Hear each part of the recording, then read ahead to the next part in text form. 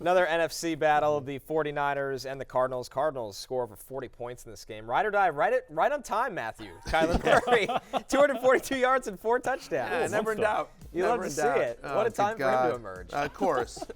Yeah, so useless. So frustrating. He finishes the year as QB 12, which if you drafted him as your ride or die, it didn't kill you, but not ideal. And what was so frustrating?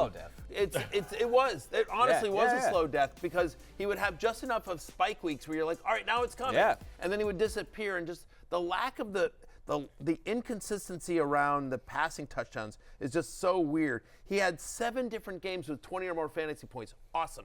And then he had 7 games with under 15 fantasy points. Like, the highs were really high, but the lows were really low, and it was just super weird, which it's nothing that we've ever seen before. Like, it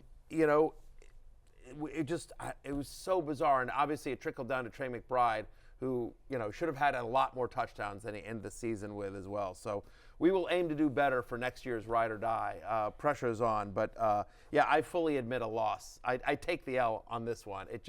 It did not work out. Yep. A couple of rookie receivers had strong games in this one. Marvin Harrison goes 5 for 63 and a touchdown. Ricky Pearsall 6 for 69 and a touchdown. Seems like Pearsall is going to be a real piece of that offense next year. We'll see what happens with Deebo Samuel, obviously, and how Brandon Ayuk returns. But Marvin Harrison is going to be an interesting player to watch next year, because he comes out as a generational wide receiver prospect. And right now, like, if we redrafted, Brian Thomas and Malik Neighbors, they go ahead of him. They do. And maybe McConkey.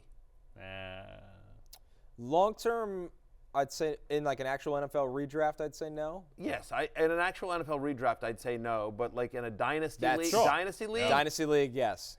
Yeah. I mean,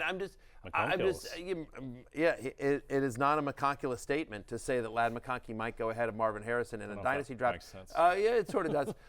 But I mean, what's weird is Harrison was fine. He wasn't great, but he wasn't a total disaster. But again, similar to Kyler Murray, it was just like he'd have these spike weeks and then disappear, as opposed to there was a floor every week with McConkey. There was a floor every week with Thomas. There was a floor every week that he was out there with Neighbors. There's just these games like the Buffalo game where it's like, why does he look like Allen Robinson on these routes? And then I don't know if he's dealing with anything, but it was inconsistent offense overall, which makes you think that there still is plenty of upside. Certainly not giving up on Marvin Harrison. Yeah, but finished as wide receiver 39, barely a top 40 play this year. Too many like on dead a points per weeks. game basis. Yeah, too many dead weeks. It's just so. As a rookie season, I think it was fine. It's the problem is that there were so many other good rookie wide receivers, and he came in with such hype that I just don't know if it's a mechanics thing or it's an offense thing or it's like some sort of weird. Yeah, the offense just felt stagnant at times.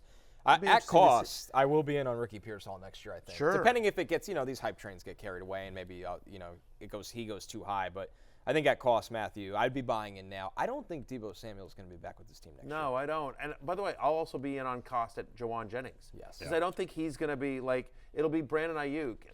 Off an ACL. Obviously Kittle, and actually I think the 49er, Ayuk off the bad injury, Jennings and Pearsall not big names. And then McCaffrey, so many people are going to be so scared off of McCaffrey. I think, and Brock Purdy, no one ever gives respects to. So I think the Niners, weirdly, are going to be values across the board next season. They're going to have a great offense again. Yes, they will. Just see what the defense does. Hey, it's Matthew Berry from NBCSports.com and RotoWorld.com. And I want to thank you so much for watching whatever it is you just watched. Or if nothing else, being too lazy to click out of the autoplay after this video started, after whatever it is you actually wanted to watch finished.